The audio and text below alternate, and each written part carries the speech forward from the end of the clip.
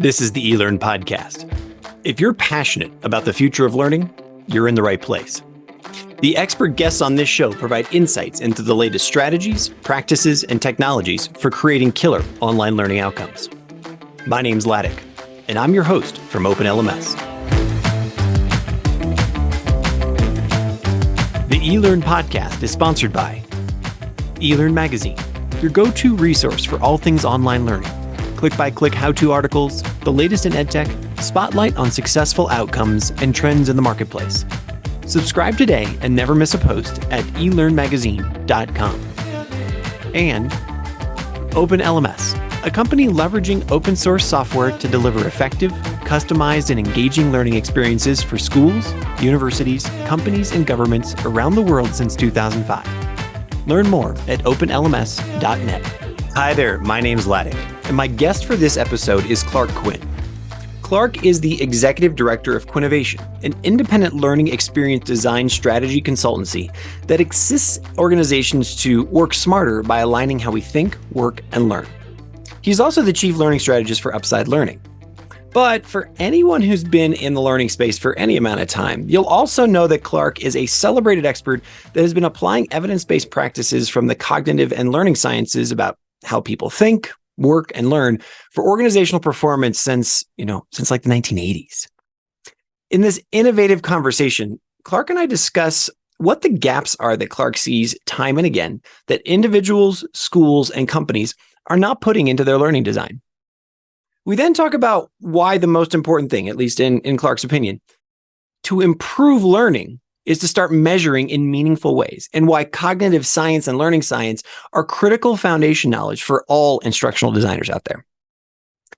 Next, Clark discusses what we shouldn't be doing when designing a course or any learning, unless we know what outcome it will be used to achieve in the business or organization that we're working for, and why return on investment, or ROI, should be treated very carefully. We end our conversation around a discussion of what tools and processes Clark recommends for designing learning and how we can make learning most effective in any organization. And remember, we record this podcast live so that we can interact with you, our listeners, in real time. So if you'd like to join the fun every week on LinkedIn, on Facebook, on YouTube, just come over to elearnmagazine.com and subscribe. Now, I give you Clark Quinn. Hello, everyone. Welcome to the eLearn podcast. My name is Ladek, as you've probably heard now at least 4 or 5 times. I work with a company called OpenLMS, but this show is not about me. The show is about my guest here today, Mr. Clark Quinn from Quinnovation. How are you, Clark? I'm good. Thank you, Ladek. It's excellent to finally meet you. As I do always, where do we find you sitting in the world? I'm in Walnut Creek, California, which is Bay Area, a little bit inland. Strangely enough, I know exactly where that is. That's amazing. How's the Bay Area? We're recording this on September 5th. If I've been reading the news correctly, it has been something of a crazy weather year. Does that mean cool, hot, wet, windy? What? Yes, all of the above. Crazy weather. We had more rain than usual. Our temperature has gone up and down more. So instead of sort of a steady heat with a few hot days, we've had some really hot days. We've had some really cold days. It's just wackier. General chaos, much like the L&D universe, I think, over the last 4 or 5 years. Before we dive into our conversation today around how we actually move the L&D world into the 21st century, because we're already 23 years into that century. Let's tell us about who you are. I mean, so many people have already heard your name. I've heard your name forever. Give us sort of the 90 seconds on who you are and what you focus on. My sympathies. So I saw the connection between computers and learning as an undergraduate, designed my own major. It's been my career ever since. Back then, we didn't have the term e-learning. Who coined it in the late 90s, we were doing stuff a long time before then. My first job out of college was designing and programming educational computer games. And that focus on combining engagement with effective education has remained a recurrent theme in my work, including games. I went back because I knew we didn't know enough. And I went back and got a PhD in what was effectively applied cognitive science. And I did the academic route for a while, joined a couple government startups, came back to this country to work with develop an adaptive learning platform a couple decades before we started really doing this. And for the past couple decades, I've been an independent consultant assisting organizations to take what we know about how our brains work, how we think, work, and learn, and apply that to the design of solutions to make organizations more effective.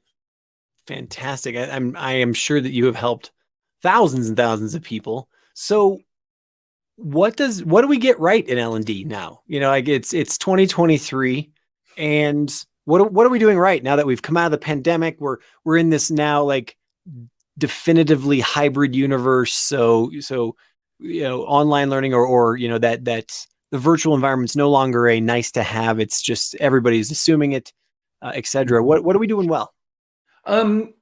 We are learning to use the tools in ways that are effective. I sort of argue at after 9/11, nobody wanted to travel. We started saying, oh, well, let's do e-learning. But the problem is we gave everybody authoring tools, and we took anybody who'd been a face-to-face trainer, said, you're now an instructional designer. And we had a lot of information dump going on.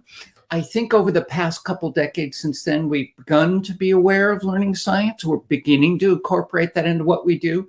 As you point out, with COVID in particular, we learned we could do online learning, and it wasn't horrible.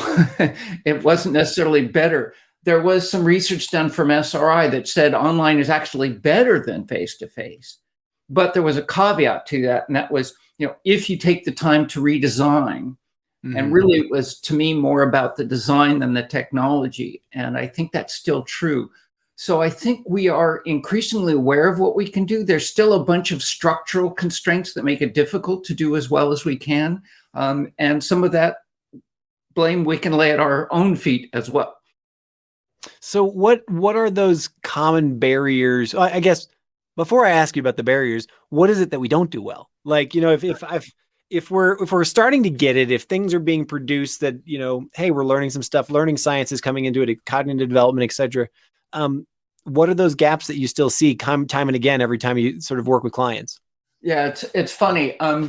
Depends on if you see the glass as half full or half empty. I had a conversation with our colleague, Will Tallheimer, and he was going, L&D really wants to do better, but the layers above keep constraining them to just do ordinary stuff and don't resource them appropriately.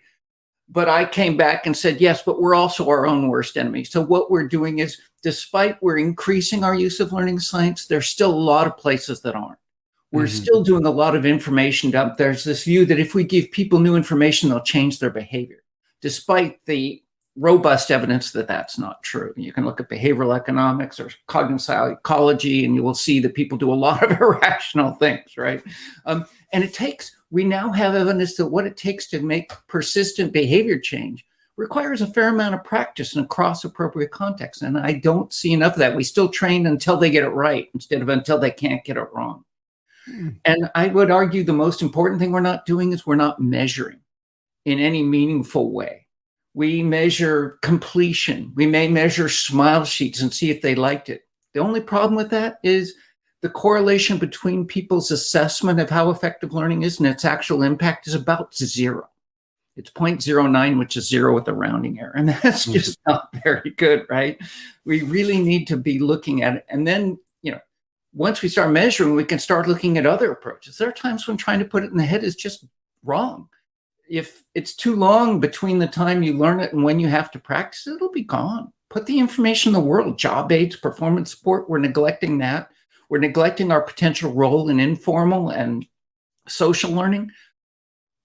When you're doing innovation, when you're doing problem solving and research and design, you don't know the answer when you start. That's learning too.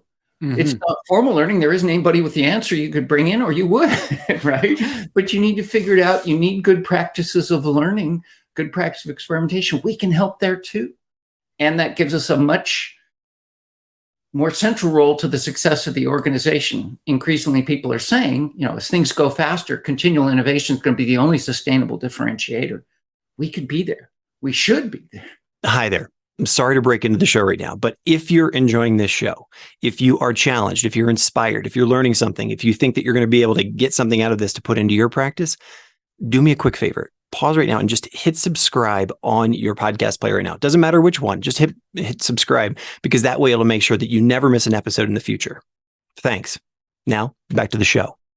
Yeah, 100%. So tease that out a little bit for me, because I get fascinated by this particular piece of the conversation personally. How do we participate as a learning? And I want to be clear, and I'd appreciate it if you'd maybe make the delineation or the distinction for me. Does what we're going to talk about, does this bleed into what we would consider traditional higher education, K through 12, everything, or are we talking specifically about just adult learning? My short answer is yes. It should and could bleed into K-12 and higher ed. Right now, I'm largely talking organizational learning and adult learning. I don't like the andragogy movement, because what that did was said, oh, well, creative and meaningful learning is what adults need. What we do, we can do anything to kids. That's not true. They care about meaningful learning too. Our brain architecture doesn't suddenly change when we become an adult. In fact, what is the measure of when we're an adult? It's pretty fuzzy at best, right? It depends on a whole bunch of things. Some people are thrust into it well before they're ready. So the point I want to make, how do we do this? How do we get started? I argue that the most important thing for formal learning is to start measuring, as I said. Mm-hmm. But for informal learning and innovation, I think the first step we have to do is start doing it internally. We need to start experimenting systematically, smartly. We need to start sharing where we're at and where we're going and working out loud.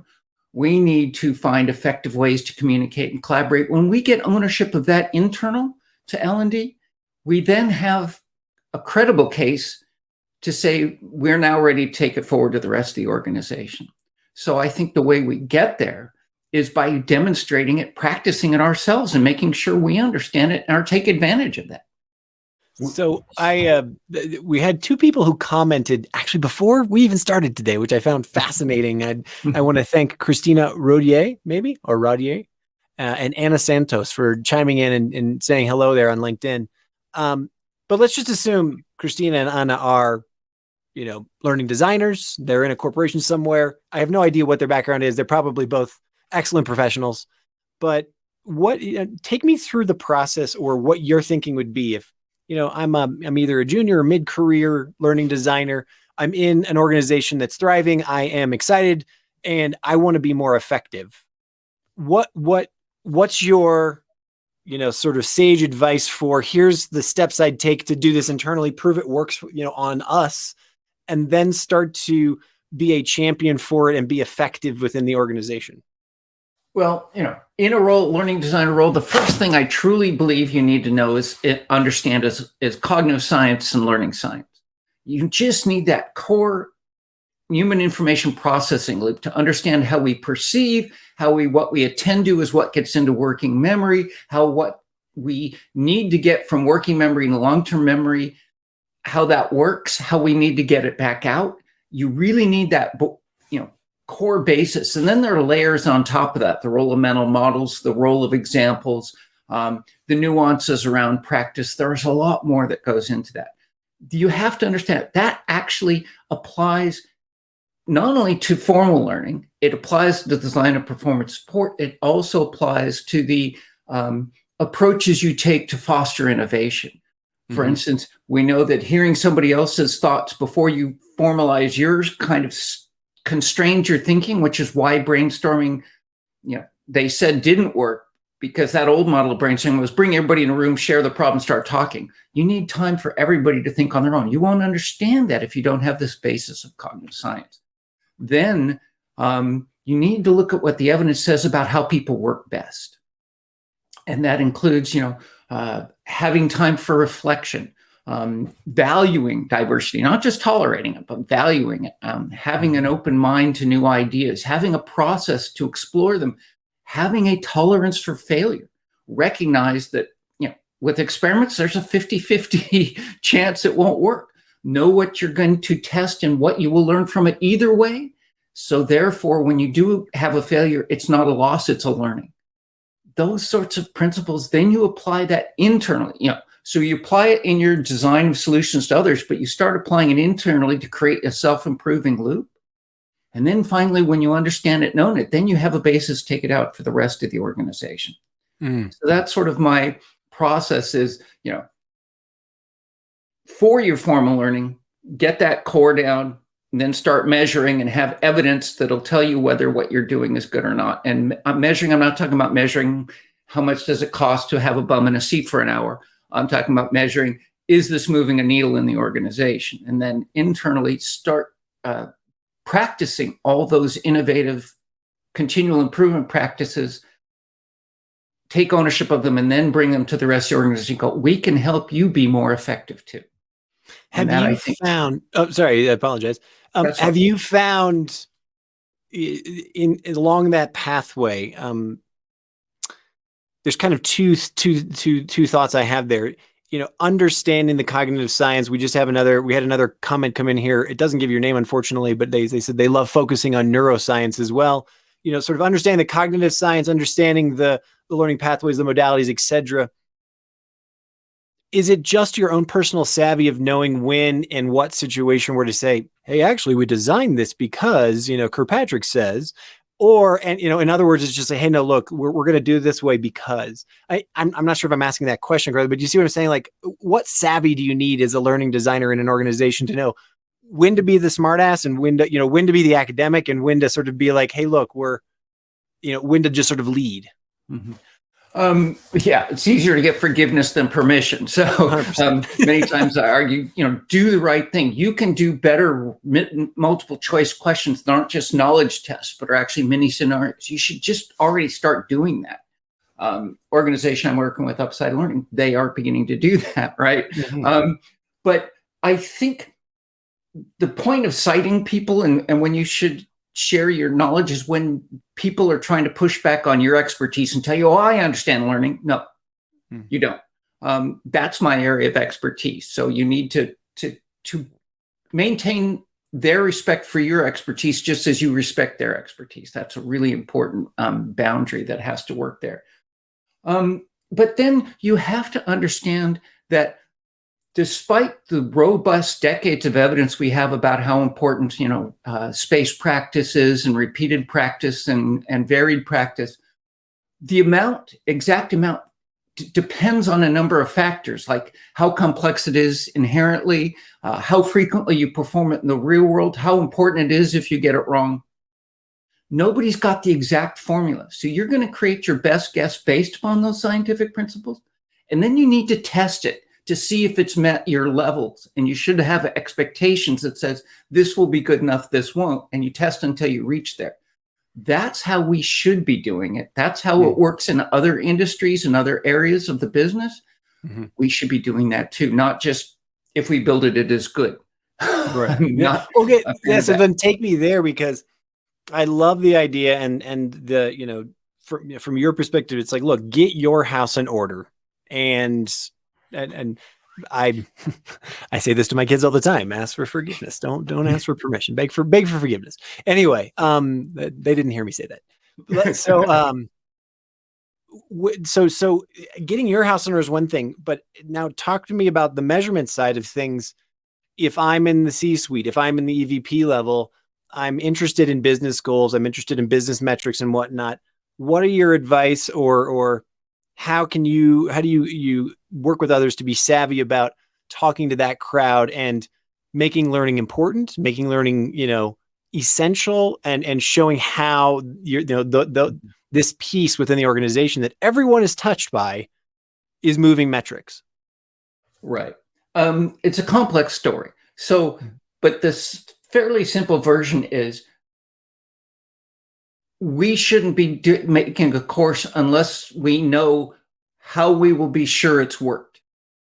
In other words, we shouldn't just take an order. We need a course and go to the SME and they'll give you an information dump and you dump that information on learners and we're done. That's not going to make any change in the organization. So we need to work with our business partners. When they come to us, we should have a process that says, here's how we break things down. Here's how we ask the questions. Here's how we make sure this isn't a situation where training will help. Mm-hmm. There are lots of performance problems that training won't address. People could do it if their life depended on it, but they're not for other reasons. Training isn't going to change that probably. And if it's the wrong people or they don't have the right resources, if there's unrealistic expectations, they're not going to be able to do it.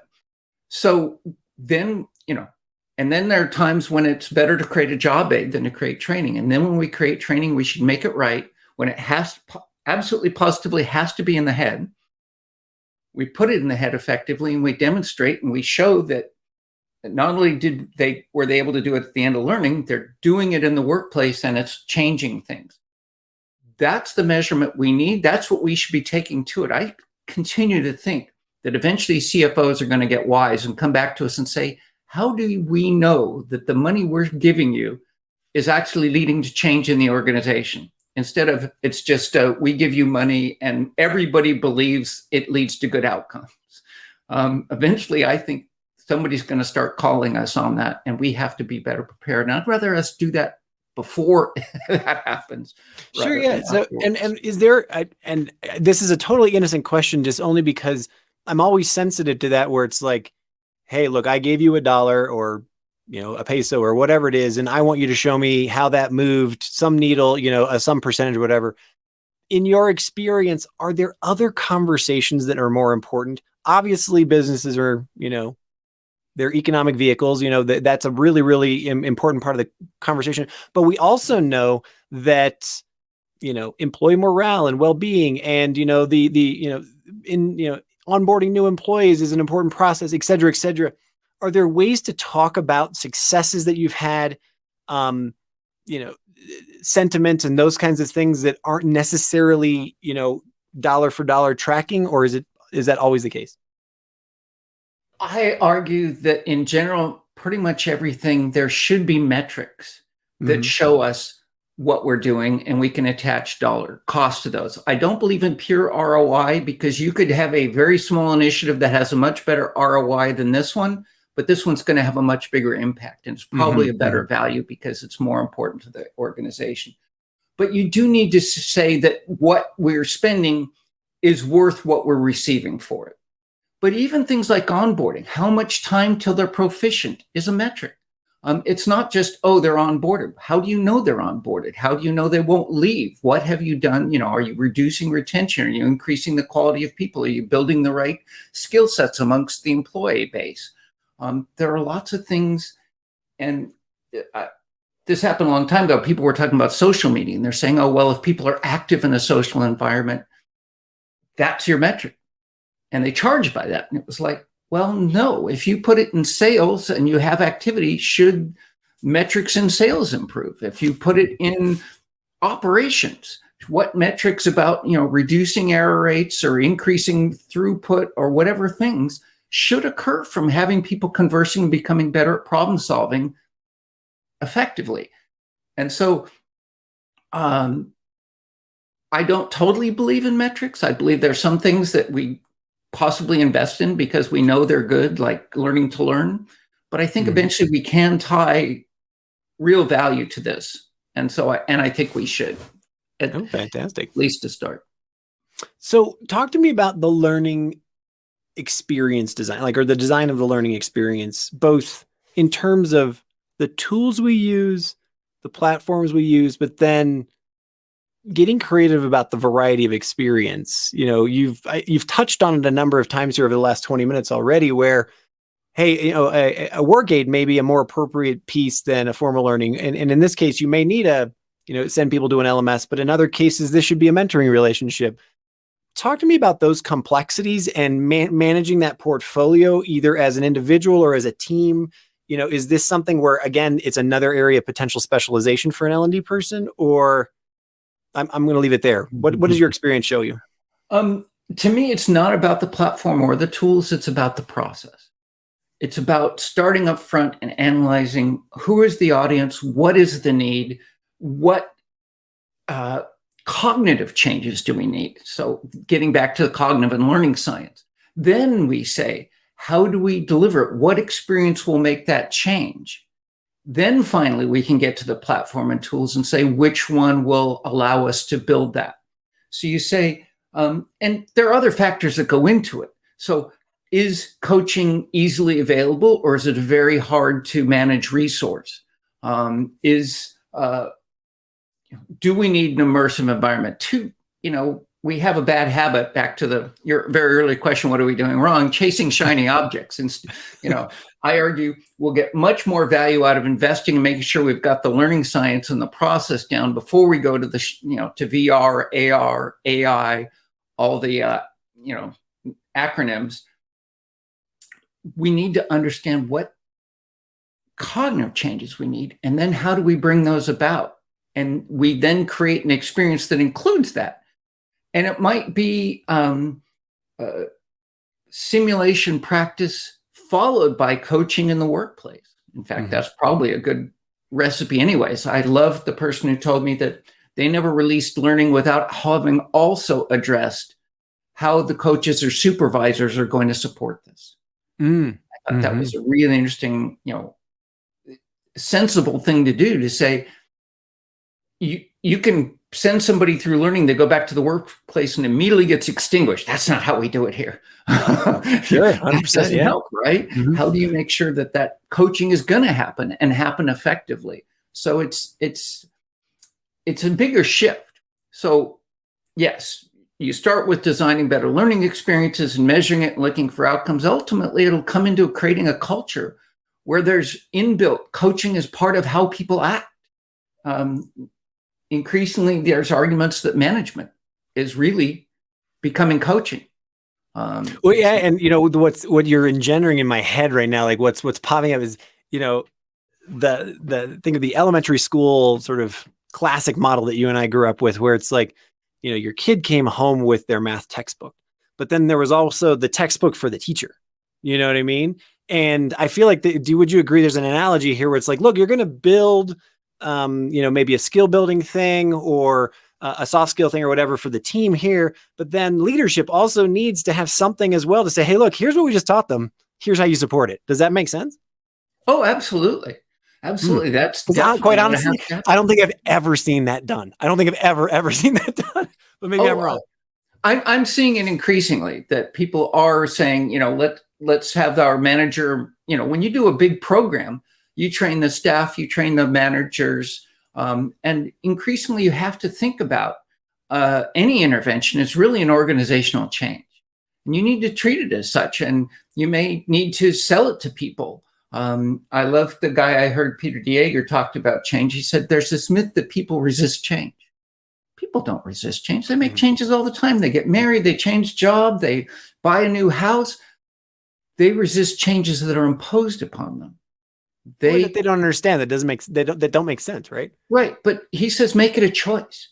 If what differentiates those are changes they've chosen, make it a choice. Say, we can stay here or we can go to here. If you do that right, it should be pretty obvious this is better. Then you sustain it through it. And that happens just down at the e-learning level, as well as at the, changing the culture of the organization level.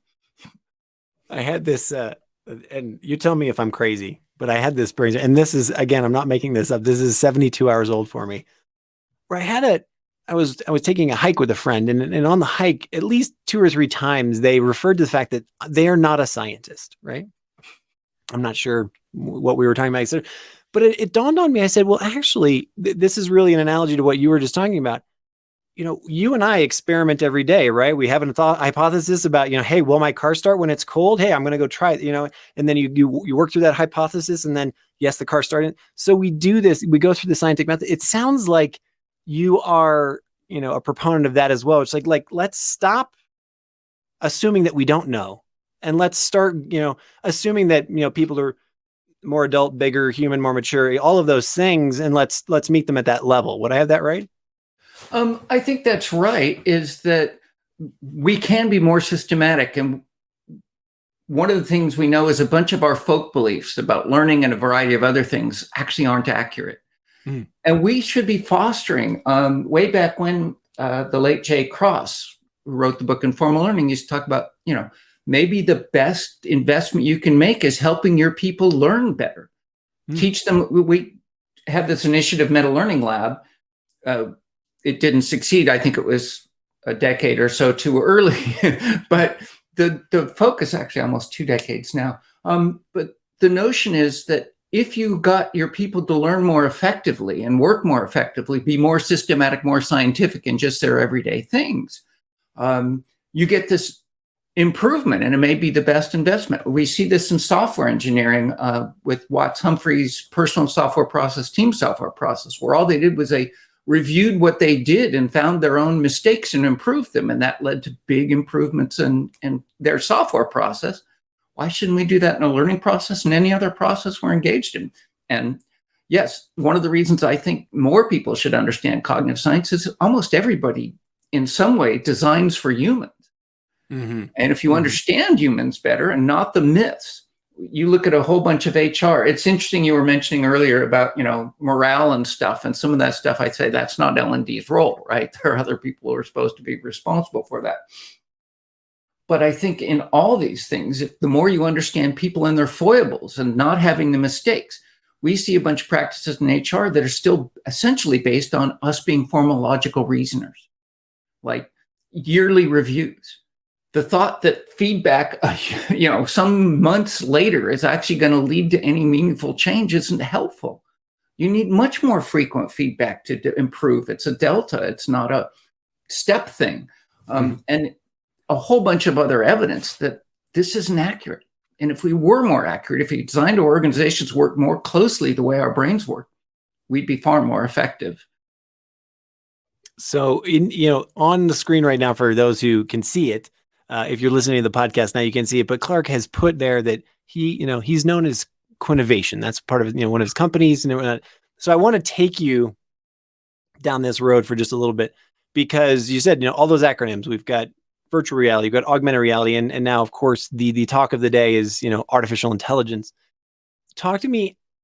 What's been your experience about how that has impacted or is impacting our ability to create excellent learning experiences?